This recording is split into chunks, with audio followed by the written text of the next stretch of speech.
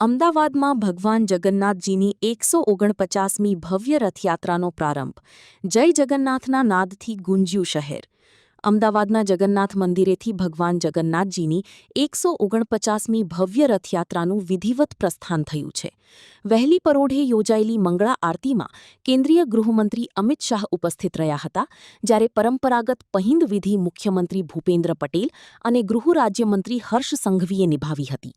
મહંત દિલીપદાસજીના હસ્તે ભગવાન જગન્નાથ, બહેન સુભદ્રા અને ભાઈ બલરામને ભવ્ય રથોમાં બિરાજમાન કર્યા બાદ યાત્રા આગળ વધી હતી. ગજરાજ, આકર્ષક ટેબ્લો અને ભજન મંડળીઓ સાથે નીકળેલી રથયાત્રામાં હજારો શ્રદ્ધાળુઓ જોડાયા હતા અને સમગ્ર શહેર જય જગન્નાથના ગગનભેદી નાદથી ગુંજી ઉઠ્યું હતું. રિપોર્ટ જિગ્નેશ મકવાણા, અમદાવાદ.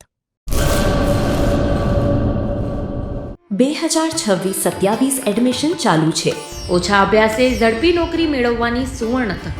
સતત 9 વર્ષથી નંબર 1 સંસ્થા.